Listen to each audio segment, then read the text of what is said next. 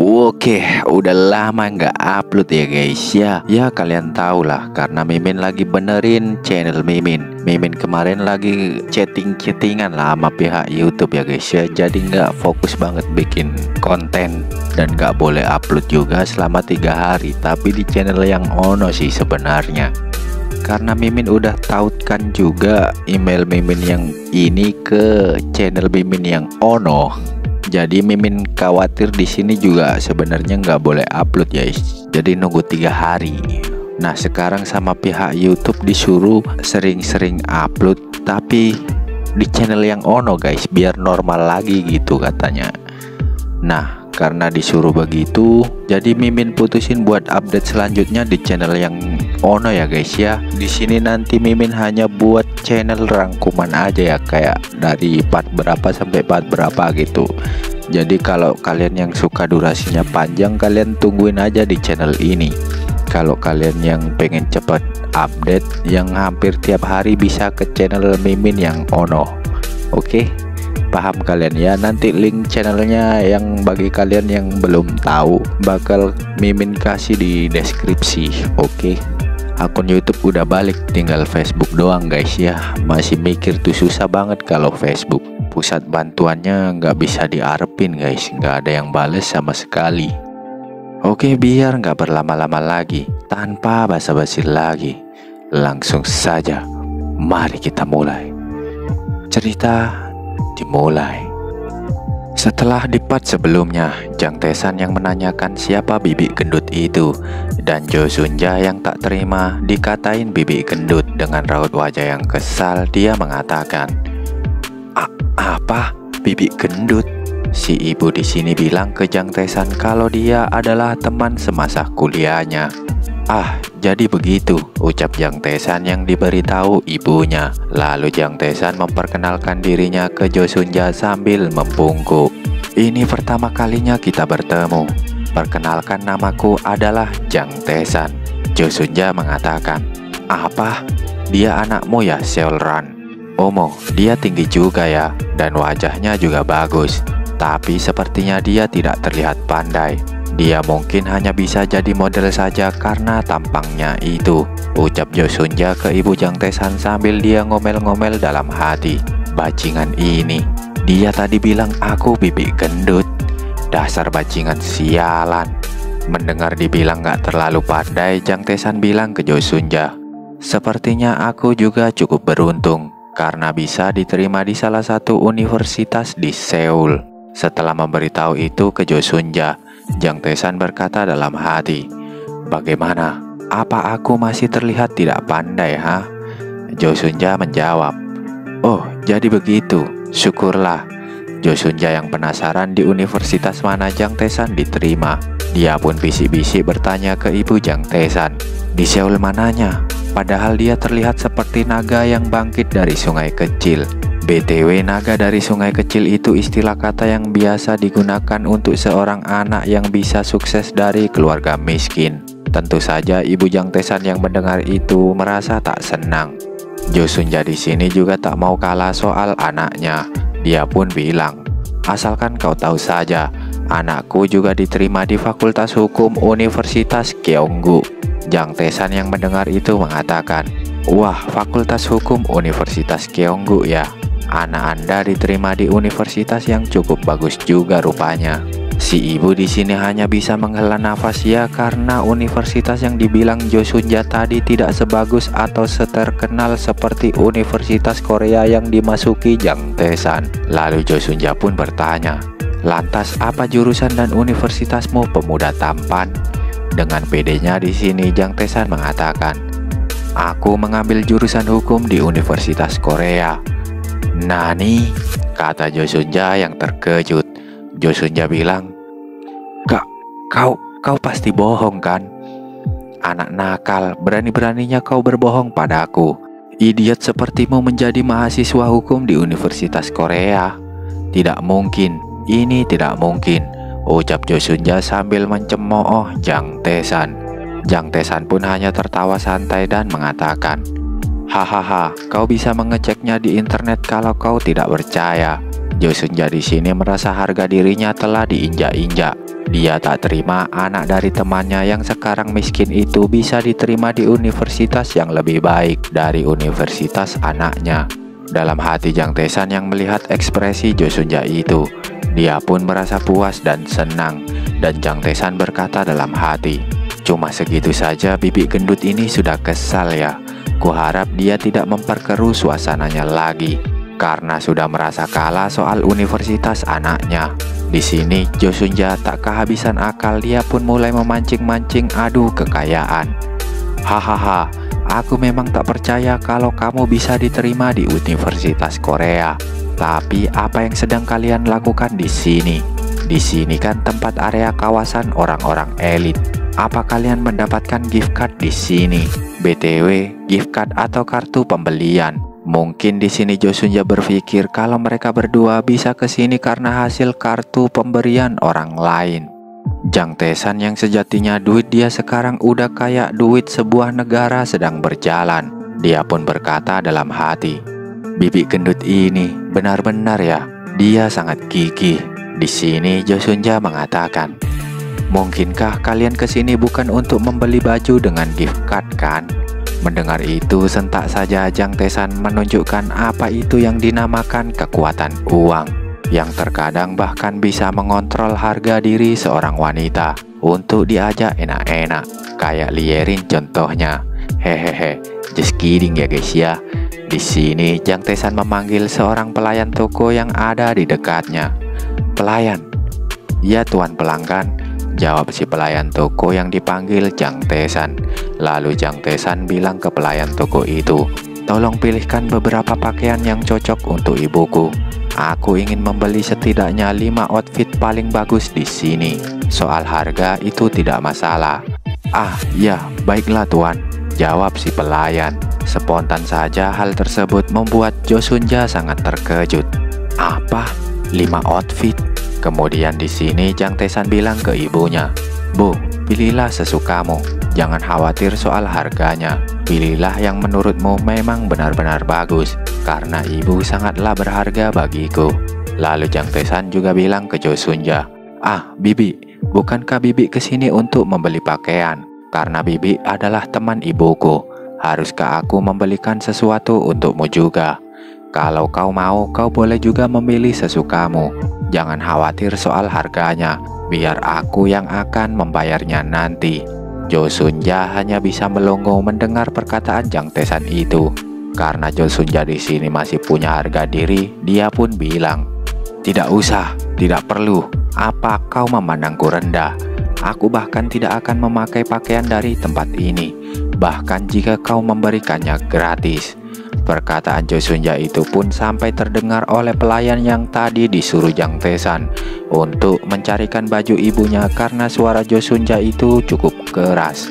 Jo Sun-ja di sini yang sudah sangat kesal, dia pun bilang ke ibu Jang Tae-san, kami mengadakan reuni di Hotel Velton Sabtu depan jam 7. Kau harus datang ya. Sampai jumpa di sana. Ya, kalian semua tahulah, reuni itu pasti buat ajang unjuk gigi kekayaan, iya kan?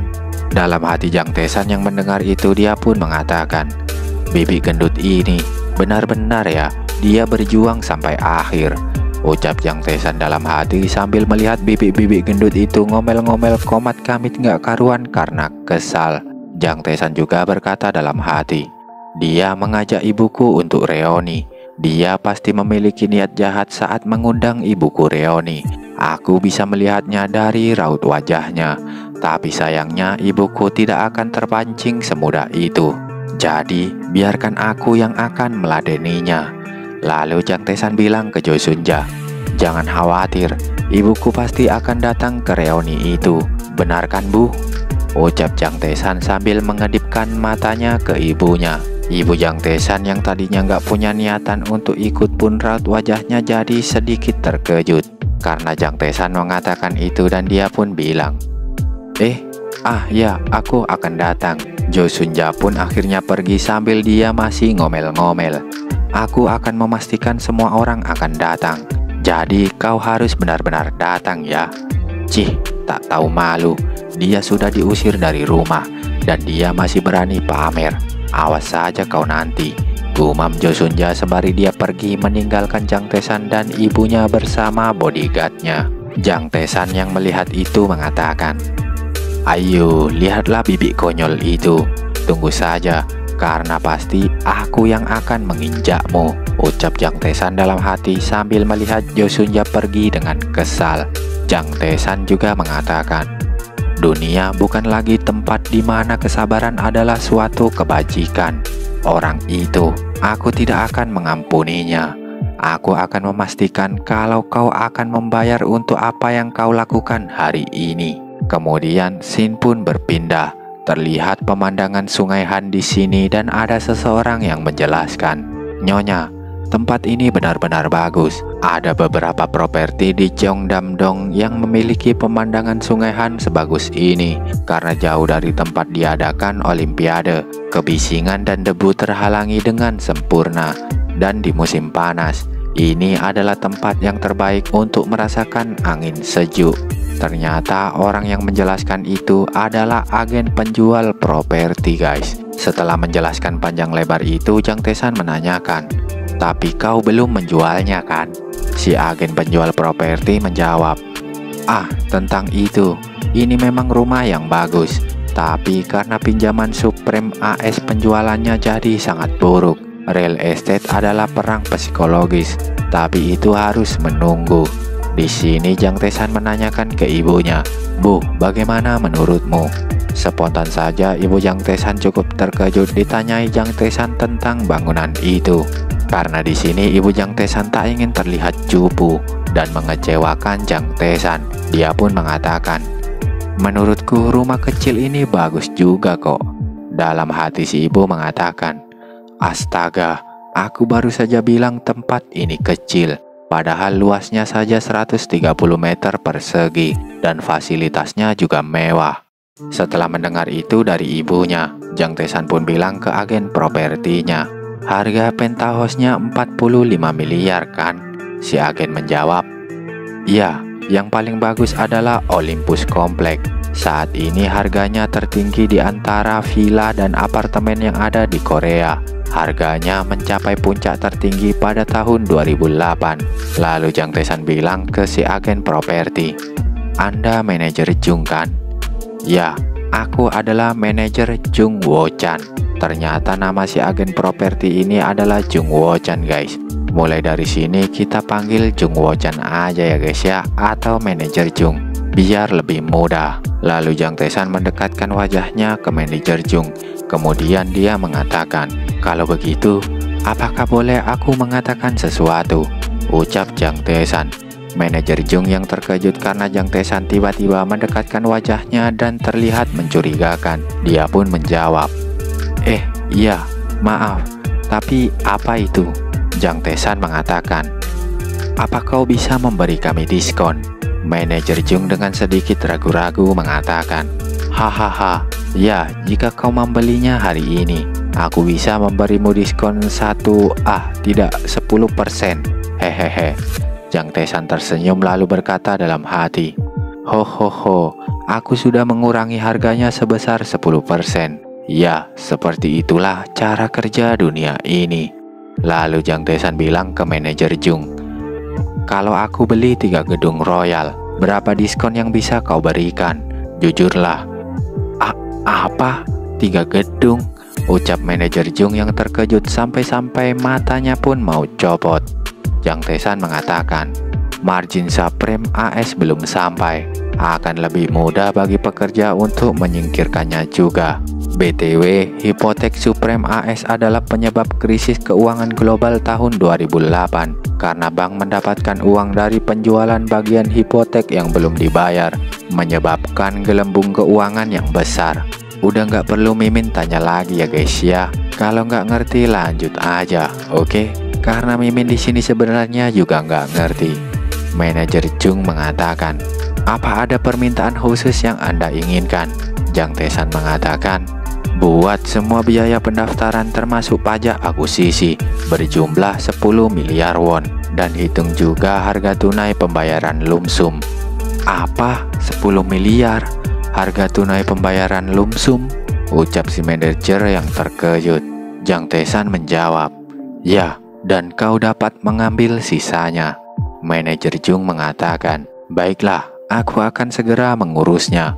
Mendengar itu, Jang Tae-san tersenyum puas dan melirik ke arah ibunya, sembari berkata dalam hati, ibu tidak menunjukkan reaksi pada 10 miliar won.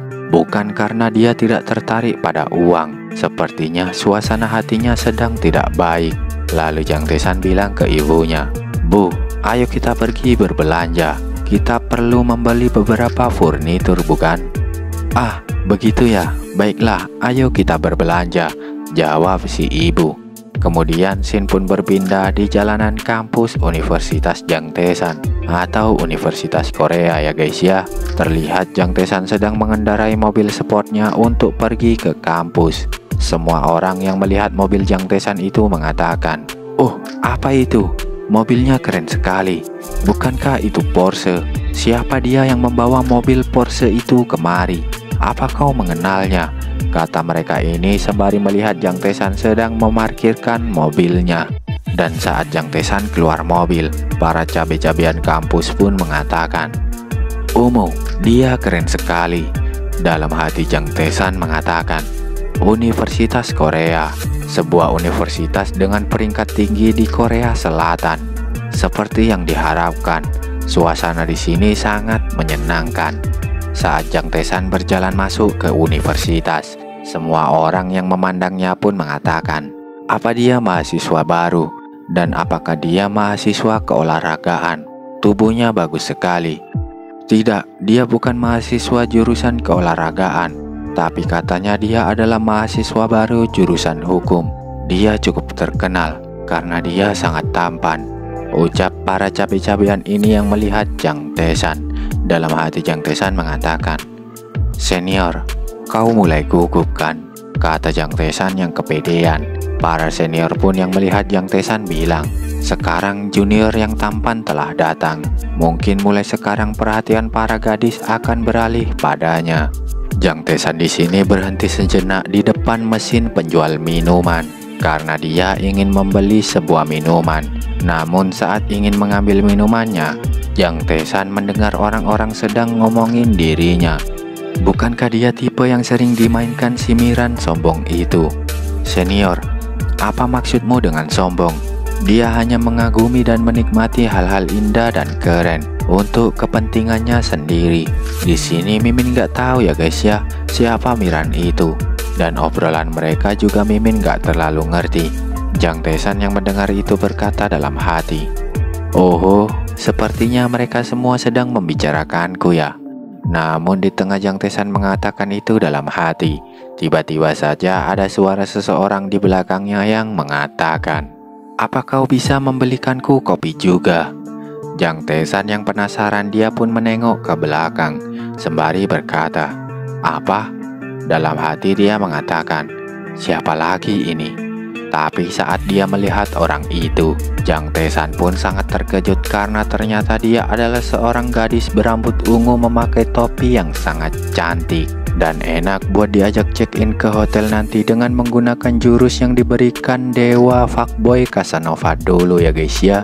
Jang Tae-san di sini berkeringat dingin dan mengatakan, dia adalah Nuna legendaris dari jurusan seni.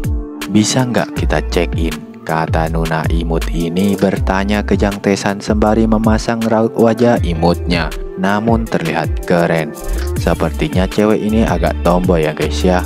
Akankah di part selanjutnya dia akan check-in dengan Jang Tae-san, atau hanya menjadi cabe-cabean barunya Jang Tae-san saja? Body dan tampang udah oke sih menurut Mimin. Tapi jika kalian penasaran, tetap saksikan kelanjutannya hanya di channel Mimin ini ya guys ya. Dan setelahnya cerita pun bersambung.